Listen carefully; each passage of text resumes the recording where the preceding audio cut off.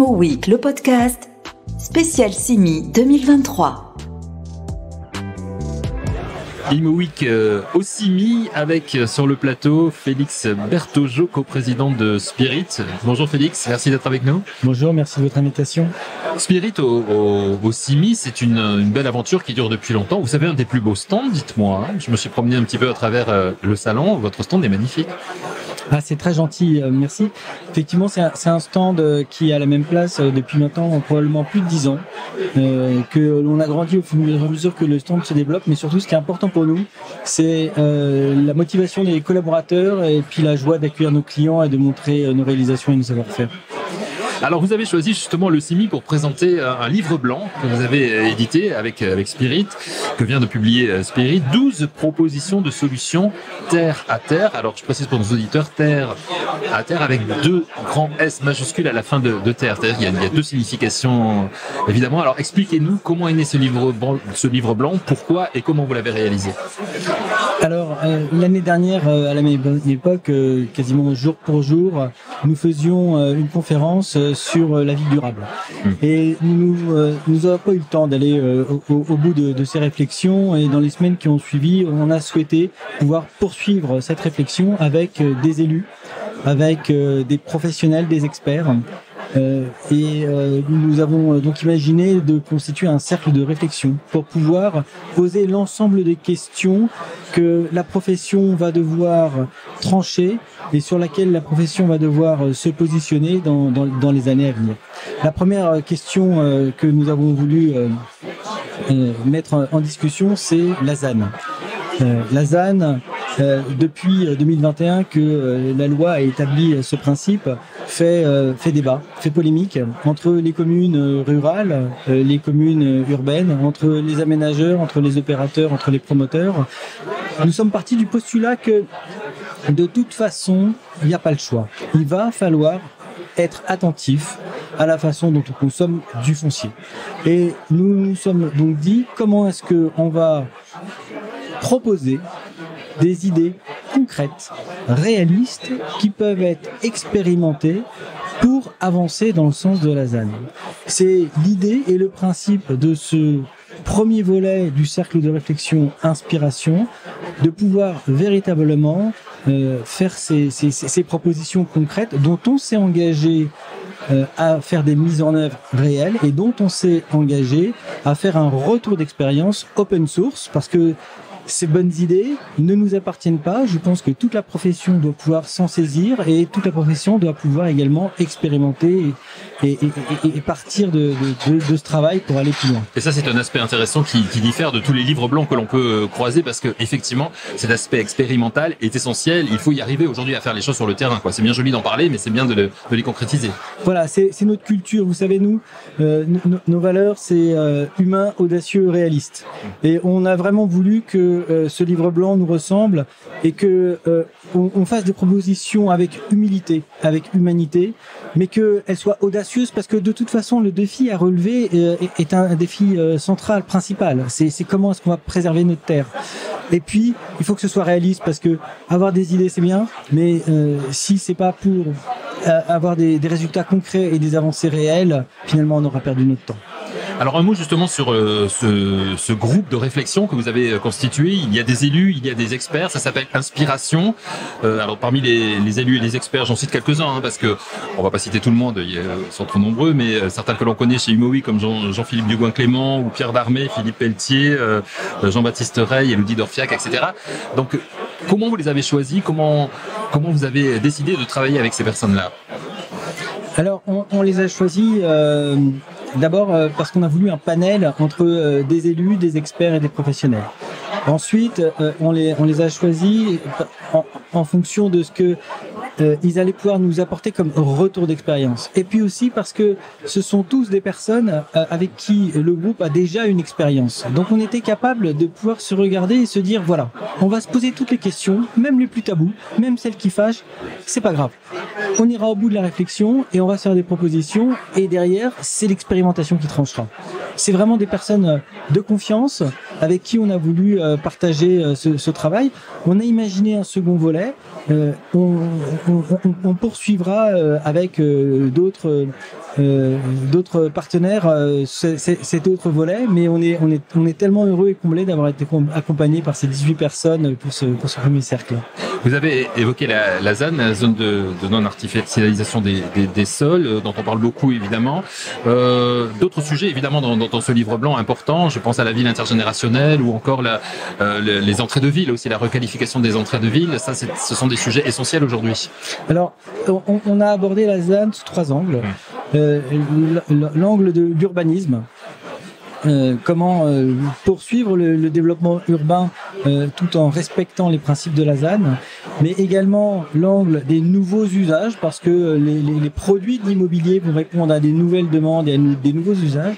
Et puis un troisième point qui nous a beaucoup intéressé, qui est de dire à partir du moment où on va mettre en application totalement le principe de la ZAN, nécessairement ça va définir des nouvelles compétences, des nouveaux métiers qui vont apparaître et qui vont naître de cette ZAN.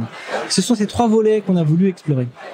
Alors vous avez dit vous allez expérimenter. Comment vous allez faire pour expérimenter et quel est votre lien avec avec les élus locaux, avec les acteurs locaux, la coordination que vous allez mettre en place avec les acteurs locaux? Alors on va expérimenter. Alors, il y a 12 propositions. On aimerait pouvoir toutes les expérimenter. Malheureusement, les opportunités ne sont pas toujours là. D'ailleurs, on lance un appel aux aménageurs, aux promoteurs, aux professionnels s'ils veulent nous accompagner sur un des 12 points pour une de ces expérimentations. C'est vraiment avec grand plaisir qu'on partagera cette expérience et ce travail. Il y a quelques points effectivement qui sont aujourd'hui tout à fait possibles à mettre en œuvre. Je pense notamment à la microsem, qui consiste à faire travailler ensemble la force du public et la force du privé, avec un partage de compétences, mais aussi un partage des richesses. Il y a un autre point qui est important, sur lequel on a d'ores et déjà une expérimentation, qui sont les thermiciens des villes. Avec le réchauffement climatique, on s'est intéressé beaucoup à la thermique des bâtiments. Je crois qu'on va devoir prendre conscience qu'il va falloir s'intéresser à la thermique des villes. Quand on fait un nouveau quartier, on va devoir aussi comprendre quelle fraîcheur ou quelle chaleur on va avoir dans une rue, sur une place ou dans un parc. Il va falloir pouvoir anticiper, mesurer. Eh bien, c'est une expérience que nous avons d'ores et déjà initiée. Nous avons planté une micro-forêt sur un de nos parcs d'activité. Nous l'avons truffé de capteurs. Et nous mesurons maintenant depuis quelques semaines l'hygrométrie, la température, les courants d'air qui sont dans la forêt, et puis ceux qui sont dans le parking d'à côté et ceux qui sont sur un terrain de sport un petit peu plus loin. L'idée, c'est de pouvoir comparer saison après saison, année après année, comment cette micro-forêt va participer à faire des îlots de fraîcheur, à faire des lieux où les personnes qui sont dans les bâtiments vont pouvoir sortir, de sorte à ce que lorsqu'on viendra développer un quartier, on pourra voir un élu et lui dire: avec cet aménagement, ce paysagement, on est capable de vous dire qu'on va abaisser la température de tant de degrés et que les élèves de l'école maternelle d'à côté pourront venir entre midi et 2 courir dans cette prairie avec telle température réelle. Voilà, l'idée, c'est pas de faire une proposition qu'on n'est pas capable de maîtriser, mais c'est d'avoir un vrai retour d'expérience qui nous permet de faire une proposition qu'on peut garantir. C'est un véritable travail scientifique. Alors, sur cet exemple, c'est un véritable travail scientifique. Il y a un autre sujet qui nous a intéressés et qu'on veut véritablement promouvoir. Il s'agit de reconstruire sur des friches. Aujourd'hui, quand on doit s'intéresser à la reconstruction sur une friche, il n'y a pas de mode d'emploi. C'est très compliqué et chaque opérateur va tenter, va essayer d'avancer comme il peut. On voudrait pouvoir créer une nomenclature pour chaque typologie de terrain, de sorte à le classer en fonction du fait que c'est un terrain qui est un espace naturel, que c'est un terrain qui a déjà été remanié par la main de l'homme, que c'est un terrain qui a été désaffecté. S'intéresser au fait que ce terrain est desservi par des routes, des axes principaux, des axes secondaires, des voies ferrées, ou au contraire un terrain qui est complètement enclavé et isolé. Tenir compte du fait que ce terrain fait partie d'un projet d'aménagement, ou au contraire d'une sacralisation d'inspiration d'un site qui doit redevenir naturel. Et en croisant ces paramètres, être capable de dire à l'opérateur, eh bien, voilà les démarches claires qu'il va falloir entreprendre auprès de tels services de l'État pour pouvoir reconstruire sur ce site. Et là, on pense qu'il y a un nouveau métier qui doit se créer. C'est ça aussi qui est important dans ce livre blanc, c'est que vous mettez en avant des nouveaux métiers qui exactement, vont arriver. Exactement. Ouais, et on pense qu'effectivement, il y a besoin de compétences et donc il y a besoin de professionnels pour accompagner les opérateurs. Et ici, on pense qu'il y a un nouveau métier d'un spécialiste qui va être capable d'accompagner l'opérateur dans l'obtention de l'ensemble des autorisations pour pouvoir construire. Comme aujourd'hui, il existe des architectes qui donnent des permis de construire, eh bien, on va avoir ces spécialistes qui vont donner des permis de reconstruire sur des friches ou sur des sites qu'il faut redynamiser.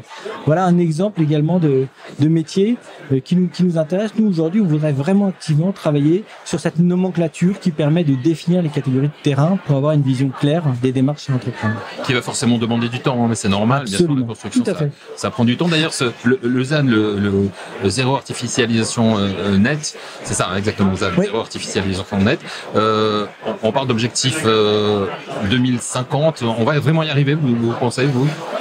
Je pense pas qu'on doit se poser la question de savoir si on va y arriver. On doit se poser la question des moyens qui doivent être mis en œuvre pour y arriver. Voilà. L'objectif, il est écrit, il est donné. Maintenant, il faut pas avoir le regard fixé sur l'objectif, il faut avoir le regard fixé sur les mois qui viennent et sur la façon dont on va pouvoir atteindre cet objectif.